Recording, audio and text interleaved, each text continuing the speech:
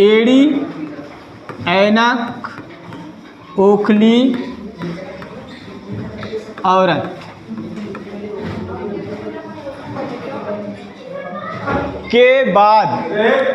के बाद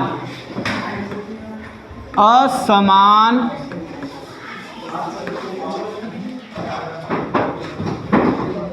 स्वर आए तो ऐ, आय,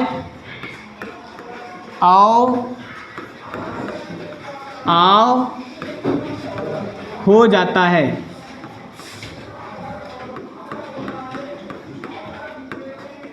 ठीक है, तो देखिए यहाँ पर एक चार्ट बनेगा हमारा।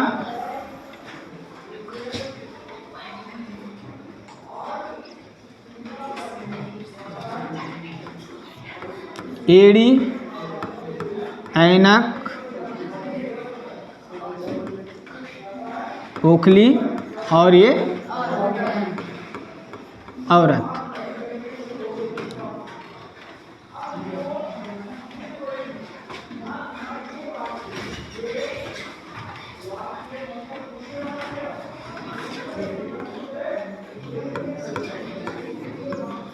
हो गया। तो देखिए यहाँ पर 1 2 3 4 एड़ी, ऐनक, ओखली, औरत है। तो उसी प्रकार से उसी के क्रम में हम लिख देंगे। ये इसके लिए ऐ, इसके लिए आय, इसके लिए औ और इसके लिए आओ। हो गया।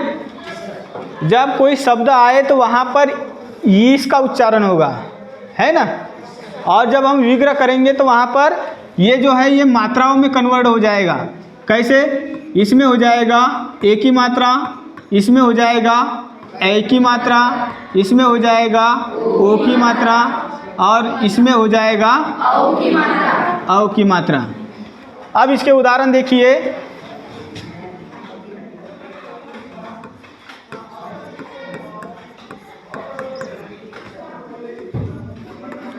नैनम,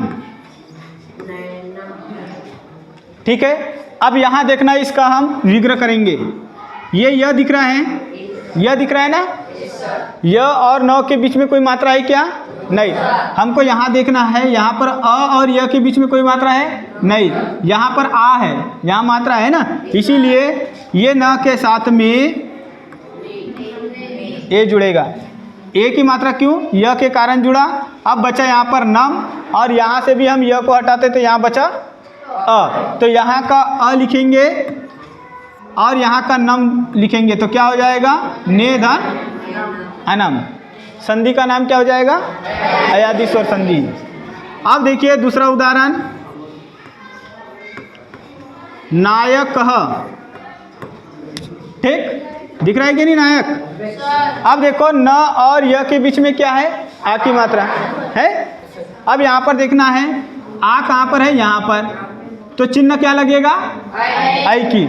अब देखो यहाँ पर ये हो जाएगा नय। अब यहाँ से आ की मात्रा और य के लिए हमने नय का उपयोग किया। यहाँ बचा कह और यहाँ बचेगा अ। हो तो ये यहाँ पर हो जाएगा अकह। हुआ कि नहीं? अब उसी प्रकार से देखो, ये दूसरा उदाहरण हो गया। तीसरा उदाहरण देखो, पौनः। अब ये व और प के बीच में मात्रा है क्या? है नहीं है ना। तो यहाँ पर देखो ये अ और व के बीच में मात्रा है नहीं, तो चिन्ह कौन सा लगेगा? ओ की मात्रा का। तो ये देखिए मात्रा लगेगा ये पो। अब यहाँ पर बचा न और यहाँ पर बचेगा अ, तो ये क्या हो जाएगा? अनह। पोधन अनह। उसी प्रकार से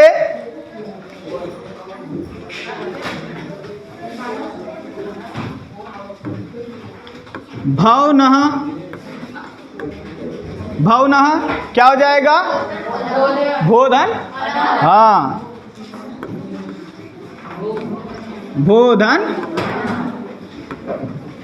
अनः। ठीक है। उसी प्रकार से देखो पा व कह। अब यहाँ पर व और प के बीच में मात्रा है ना, तो यहाँ पर कौन सा चिन्ह लगेगा? औ की मात्रा का। तो क्या हो जाएगा? पौ धन अकह। संधि का नाम क्या हो जाएगा? समझ में आया? कितनी संधि हो गई? स्वर संधि के 5 भेद हो गए। अब अंतिम क्या बचा है? पूर्व रूप स्वर संधि। चले,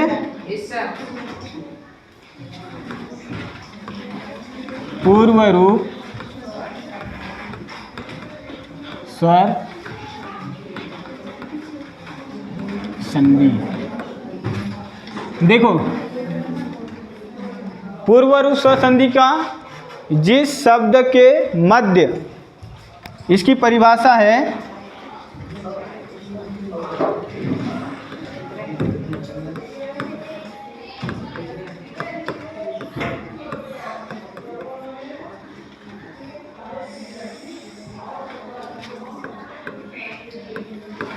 जिस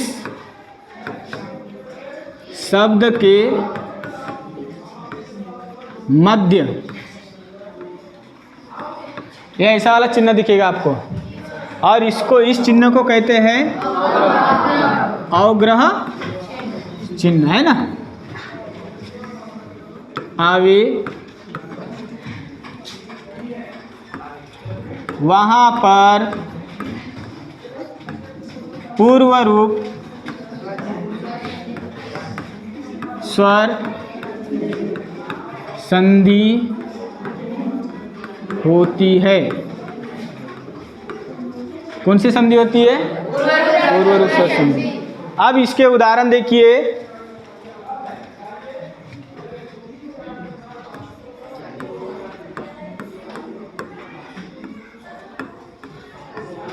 को अपी।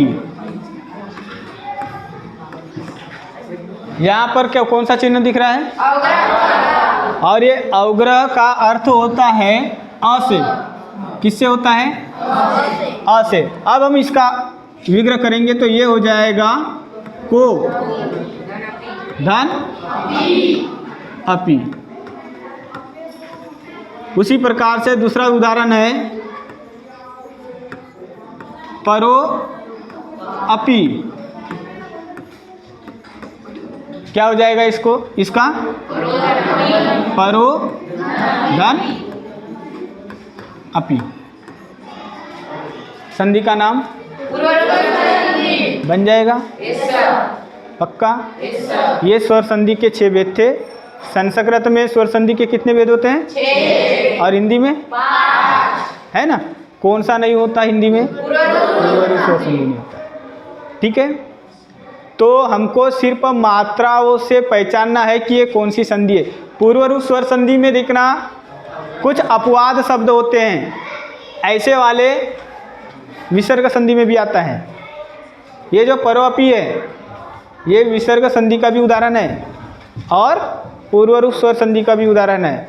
हम शब्द को जिस प्रकार से विभाजित करेंगे, 2 भागों में बांटेंगे, उस प्रकार से संधि हो जाता है। अब इसका देखो, अगर हम इसका विग्रह इस प्रकार से करें, परह धन अपी, तब की कंडीशन में ये विसर्ग संधि में हो जाएगा। कौन सी संधि में? विसर्ग संधि हो जाएगा। क्यों? क्योंकि ये धन के पहले क्या है? विसर्ग है। अगर कोई ऐसा विग्रह है तब की कंडीशन में क्या होगा? विसर्ग संधि। अगर इसका ऐसा विग्रह है तो क्या होगा? पूर्व रूप स्वर संधि। समझ में आया? तो पूर्व रूप स्वर संधि विसर्ग में भी होता है और पूर्व रूप में भी होता है। कुछ अपवाद शब्द होते हैं ना, ठीक है, भूलोगे तो नहीं। तो दीर्घ स्वर संधि की पहचान क्या है? हाँ, देखो एक बार और लिखा देता हूँ।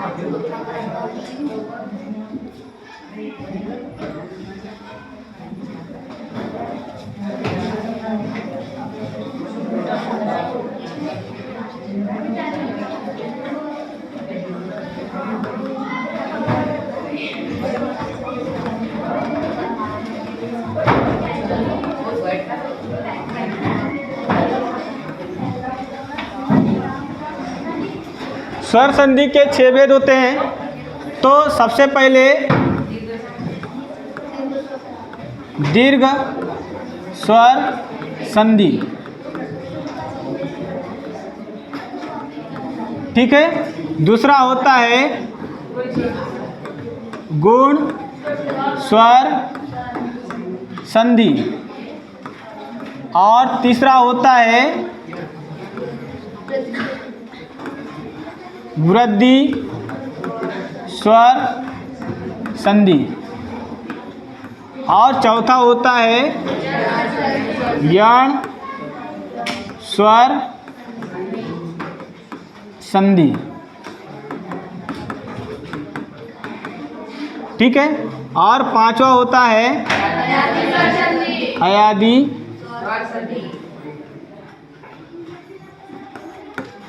स्वर संधि, और अंतिम वाला होता है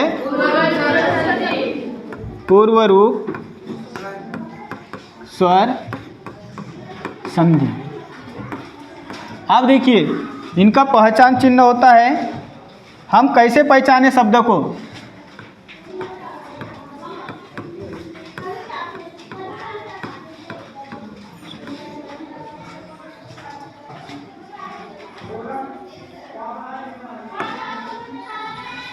पहचान चिन्ह, शब्द के बीच में क्या होना चाहिए?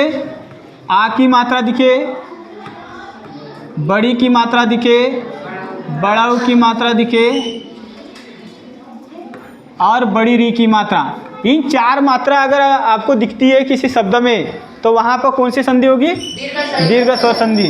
अगर ए की मात्रा दिखे, ओ की मात्रा दिखे, या र का रेफ दिखे, इन 3 मात्राओं में से कोई भी मात्रा दिखे, तो वहाँ पर कौन सी संधि होगी? गुण स्वर संधि। अगर मान लो ऐ की मात्रा दिखे और औ की मात्रा दिखे, ये 2 मात्रा अगर कहीं दिखती है, तो वहाँ पर कौन सी संधि होगी? वृद्धि स्वर संधि। और य के आगे कोई आधा शब्द आए तो उसको पूरा करके कौन सी मात्रा लगाना है? छोटी की। और व के आगे कोई आधा शब्द आए तो उसको पूरा करके कौन सी मात्रा लगाना है? छोटा ऊ की, ठीक है। तो वहाँ पर कौन सी संधि होती है? यण स्वर संधि। और अगर कहीं आए,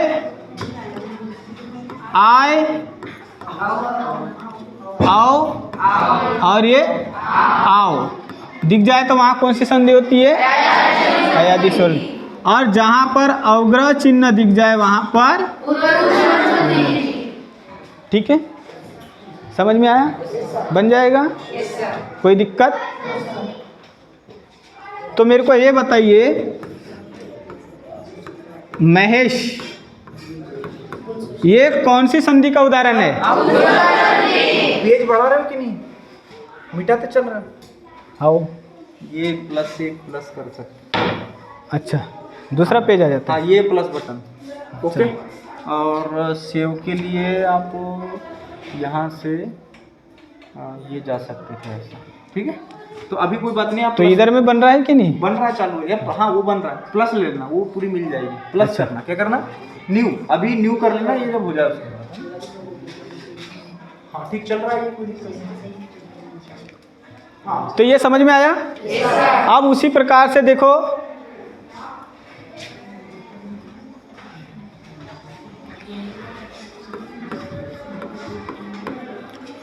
पितृणम,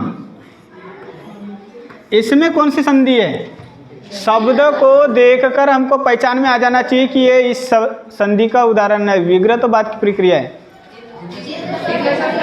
कौन सी मात्रा दिख रही है? बीच में बड़ी री है ना, बड़ी री बोलते हैं इसको, ठीक है।